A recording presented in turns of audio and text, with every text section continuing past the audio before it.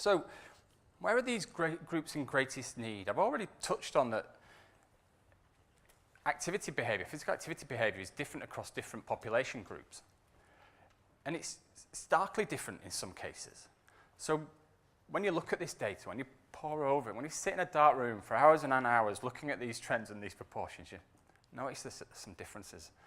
And where this plan is, this blueprint is open to galvanize everyone is on some of these groups that we believe are in greater need because of that physical activity data, and because of when you put that together with some of the health data, it really starts to bring to life some of the challenges that we face. And going back to the point that's already been made, that the greatest impact is to get those that are doing nothing or doing very little up to less than 30 minutes. It's getting them doing something. It's getting them over that 30-minute barrier.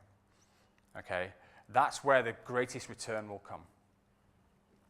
So I'm going to just spend a couple of slides talking about some of the groups that are on here, and then you're going to get a chance to have a chat about a couple of questions on your tables. This is a summary slide, and I've started with a summary to just show you where that focus is going, and then I'm going to just explain why we're going in the direction that we're going.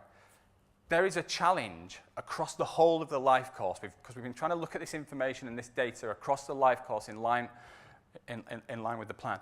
And there's a challenge across the whole of that life course around people with a limited illness and disability. The story is not the best.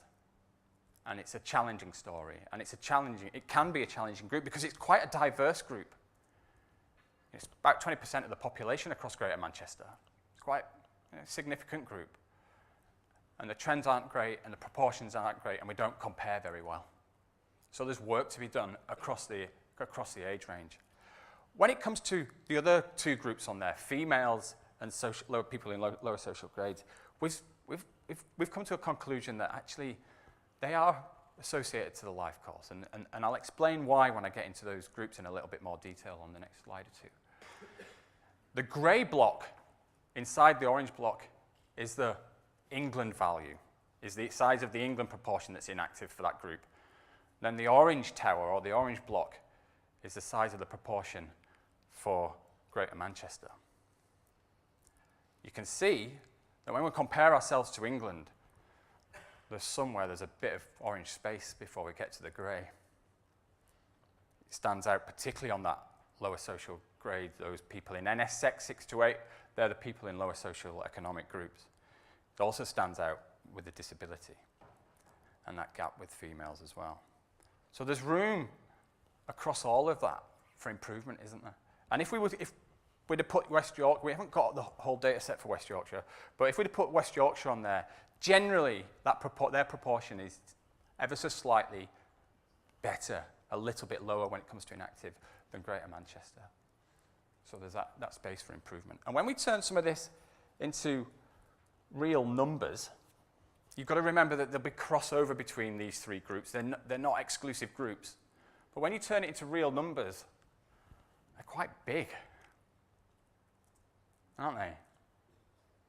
You know, we're talking across the whole of the city region, we're talking about 550,000 adults that are not achieving 30 minutes of physical activity in a week. Get your head around that. Not achieving 30 minutes. And then think about yourself. And when I started thinking about myself, I started going, oh no, oh no. Because I've got 2 young children, and it's a real easy excuse, isn't it? And I go out on my bike when I can every Sunday, but it's not every Sunday. And if I don't do that, though, I'm in that inactive group. I don't consider myself to be an inactive person, but I do fall into that inactive group. And that's another thing about this inactive group. It's not set. It's a very fluid thing because people's lives change. We come in and out of physical activity depending on our life circumstances. When we're busy at work and moving house and juggling family or dealing with bereavement, it's very easy to lose the habit and become a little bit more inactive. Not get out, go for your daily mile. Okay, so we've got to remember that it's not just a set group of people. It's not It changes and it moves with life course. Of course it does. And it's quite big. We've got some people to reach. And as I said earlier, we're focusing on that adult population because our data at a Greater Manchester level for children and young people is not that great at the moment. It isn't anywhere in the country. It's a national issue. But there is a survey that's launched. It's happening now, I believe. September, I think it started, which is interviewing 100,000 5 to 18-year-olds across the country, and it's going to be published like Active Lives data is published. So we're going to start to get this evidence base around that younger age group. It's got its strengths. Of course, it'll have its weaknesses as well, but at least we'll have some consistent data, which will be really positive. I just want to pick up now a couple of slides on why female. Well, you can see how female compares on the left-hand side of that slide, how it compares to England. The proportion is a purple tower, and how it compares to West Yorkshire. You know, it's a little bit behind, up to about a percentage point. You know, it's not huge. Positively, the trend is downwards. So it's going in the right direction. And it's going in the right direction at a faster rate than what the England trend, which is always going down, is also going downwards. So it's good. It's a good news story. On the other side of the slide, though, we're comparing females to males. And there's an inequality there. Men, generally, according to this data, are more active than women. Okay, so there's a gap. And that gap in Greater Manchester area is just over 4 percentage points behind. The proportion of inactive females is 4 percentage points larger than the proportion of inactive men. The bit that's a little bit more worrying is that it's getting wider.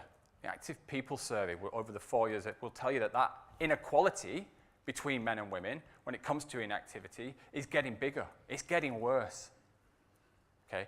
I also can tell you, though, that it's not as straightforward. There's a reason why we're saying focus on females up to the middle age.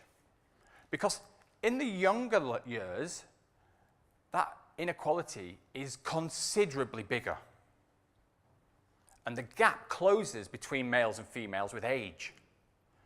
So the older we get, the closer those groups come together. Okay? But when we're young, that inequality is at its largest. So some of that early behavior that's created, and Daily Mile is a fantastic way of building that habit and building a resilient habit. It starts really young, the evidence suggests. And that's why we're saying, well, let's focus on trying to reach and find that group, find those females under that age, and let's look at what we can do to try and address their inactivity. This is when it shows me I get a bit geeky. This is a map of Greater Manchester. The bold colours are a rough outline of each locality. Okay, and we've grouped all of we've grouped every local authority in the country by being active, what their proportion of active is. Okay, and then we've chopped them into 4 groups. Okay. If you're in the least active quartile, you've got that locality has got a red boundary. If you're in the most active quartile, the locality would have a green boundary. Can you notice a green boundary? No. In fact, we've only got 1 blue boundary. Now, can you spot what you could think is a typo? I've got to point this out. I love it. Look at Stockport and Oldham. They've got the same value, haven't they? So how can one be blue and one be orange? I thought, oh no, we've made a typo. This is like 10 o'clock or something. It's like, can't get to the design now. We're going to change this. We haven't made a typo. There is 0.03 difference between Stockport and Oldham. And because of that, Oldham is the very last, at the very bottom of that 3rd quartile, and Stockport is at the very top of that 2nd quartile. So, you know, that's how tiny that difference is, and it makes a different colour. Okay, so it's a rudimental way of kind of grouping this. But actually what it starts is to think, look at the difference in the values. Look at the range in the values going from, for example, Rochdale going to Oldham. they're next to each other. And yet, that range, in terms of the proportion of active females, is quite significant. Okay, I'd like you to have a little chat about it. Sorry, I should explain what's mapped underneath. That'd help. The colours underneath are, we've mapped at a very, very local level, the smallest level that we can, where you can find greater numbers of people under the age of 45. What does that help us do? It helps us start to think of where we need to go if we want to reach that group. Okay? So it starts to show the value that we've got for that particular group and then where we might be able to find them. Time for you to have a chat. You know your communities better than I ever will sitting in a dark room and looking at some data. You'll know what's going on with these groups. You'll have a sense of it. You'll have a sense of what some of those values and those trends that I've explained feels like. Okay, so what have you got? What information and evidence have you got that we can look at, that we can bring into this story to help understand female physical activity behavior? And what else would help? What don't you know? What support would you like to see? We've got 10 minutes on your table. Have a conversation. If the team, the facilitators could capture some notes for us, that would be fantastic. Over to you. Why lower social grades? Why have we gone with this 26 and over when it comes to people in lower social grades? Well, as you can see here, that again, the same, in terms of the slide, it's a similar slide. On the left-hand side, you've got those purple towers, and you can see that the National Purple Tower and the West Yorkshire Purple Tower are smaller than the Greater Manchester Tower. So we've got a bigger proportion of inactive people. Again, positively, the trend is downwards. It's heading in the right direction, which is not the case nationally. Okay, so this is positive to a certain extent, because it's still a pretty big proportion. And you can see on the other side of this slide, when we compare those in lower social grades, those in lower grades 6 to 8, to those in higher social grades in 1 to 2, you can see that that proportion of inactive people is really quite different. And that inequality gap is significant. In some cases, we're getting, it's double, isn't it? It's double the proportion of inactive people in those lower social grades. And when you look at the data a little bit more closely, a similar pattern, not similar, that inequality, it appears the smallest at younger age groups. For the little bit of evidence that we have nationally, it looks not too bad around children and young people. And in the early adult data, the smallest gap is when there's hardly a gap actually, is in that youngest 16 to 25-year-old. But once you get past that, it goes like that. What happens? That's the bit that I'm quite intrigued. Why does that happen? And we've got some interesting trends within the age groups as well there, some going in the right direction, some not going in the right direction. And all of this stuff we brought to life in an enormous slide pack, which we're going to break up, and I'll talk to you a little bit more about that later. But we've got this challenge. What's positive here is that the evidence suggests that the gap is getting getting narrower in Greater Manchester. It's closing at a reasonable rate, but it's a big gap. So we've got some room for improvement again. We've mapped this. We've done the same thing with the mapping and the active lives proportion. You can see that we've got one in the best quartile, one area in the higher quartile, which is positive. But there's a lot in there. And what you've got mapped underneath is where you can find people that are 25 and over 25, and in lower social grade. We've had to map this at a slightly higher geographic level because that's only where the data set goes down to. Okay? If we had a map of deprivation, and if any of you are familiar with an IMD map, a map of multiple deprivation, it would be very similar, because people in lower social grades live in greater numbers in our more deprived communities. There's a pattern there. Okay? And again, look at the range that we've got in those locality values, down to 46, 44 in Salford, up to 68. So a lot of you taking photos. We're going to be making this stuff available for you to be able to use and play with and give us feedback on. So, well, in fact, they're taking photos. That's great. It's a good sign. Sorry? I wouldn't know because I don't do Twitter. Hayley hates me for it. She tells me about it every week that I should be on Twitter. I'd be a nightmare.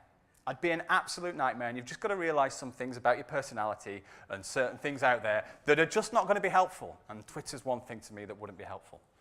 Okay, I want you to have a conversation about this. This is a really, really important group, and it's a really important group because out of all of our community, this group of people suffer the worst health outcomes.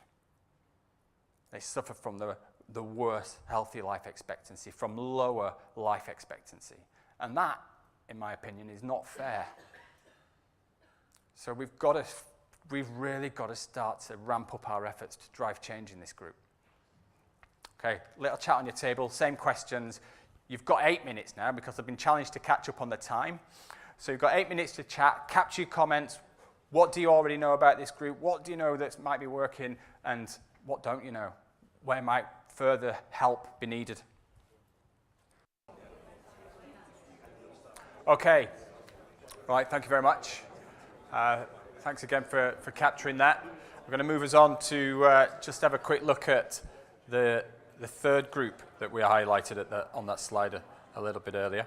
And it's the group with a long-time limiting disability.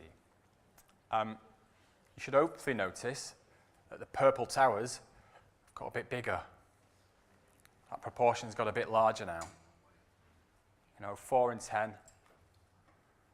It's quite striking, isn't it?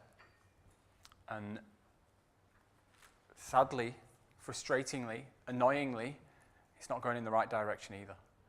It's only increasing slowly, probably flat, but it's not going in the direction that we want it to be going in. And when it comes to inequality, on the other side of the slide, it's big, and it's getting bigger. This needs some attention. It's a challenging group. But we need to get some focus of our resources onto this group and finding out what works well across the life course, because that inequality in the data that we've got and the information that we've got is big across the whole of the life course. So we need to get our heads around it. We've done the same. Again, look at this difference between some of those areas. It's quite striking, isn't it? What you've got mapped underneath this time is where you can find more people with a limited illness or disability. And what we're doing is we're trying to overlay some of these, well, we've done it. We've overlaid some of these communities.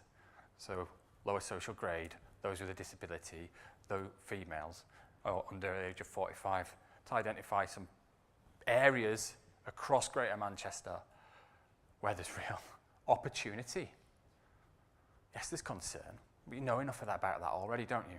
There's real opportunity to reach into these communities and look at what's there. What do we know about them? What do we understand about them? What's already happening in there? How effective are some of those interventions that we're doing? And a lot of that I'll come back to shortly. So your last chance for a chat about this group. What do you know? What have you got? What can you share? How can you help us? What do you need? What don't you know? What questions do you want to answer? Over to you. What I want to just spend a little bit of time on, and I'll give you one last opportunity to have a conversation to wrap all this up really, is I've been working with James from Greater Sport. Do you know James? Does everybody know James? Let's embarrass James. James, can you wave at everyone, please? I've been working with James at Greater Sport on thinking about what questions do we believe we need to answer? What questions do we think that the sector, the system, the partners need to answer? And this is a summary. The next slide's got a load of stuff on it.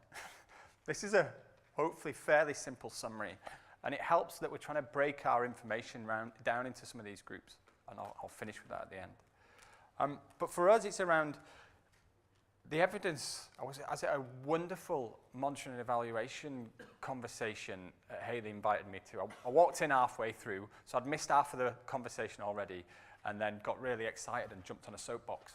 And we're going to have a conversation about that this afternoon, which is great.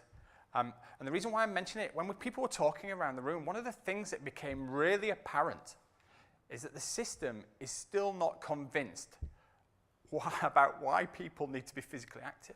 And we've still got some differences and differences in understanding about the importance of physical activity to people's well-being and to their health. So we're going to look at how we can pull some of that information to create some of that convincing, the advocacy document that can be used to go and persuade politicians or community groups or whoever it might be, residents, to actually this is important. It's really important. Individual well-being, community well-being, you know the stuff. We're then looking at how we pull this information together about the behavior and about what's happening with that behavior, which groups are in greatest need and why. Then where are those groups? Where can we find them? Where can we identify them? How can we get what information have we got to try and get local? And then we're trying to understand what do we know about these groups? Where do they live? What do we know about their place? And in essence, that's I described it at the beginning and I wanted to come back to it. That's the process that we're going through, trying to pull evidence and information together on that framework and make sense of it. And James and I James and I, it was a lovely couple of hours talking about questions. For other people, it might have been really tedious. I know the slide's really busy, by the way, but I wanted to try and get it all on one slide. But these are the kinds of questions that James and I were coming up with, that we need to try and build our evidence base about, to understand, to help you, to help the organizations that are out there that are trying to influence that behavior change, to have an impact, to continue to have an impact, to build and scale up that impact.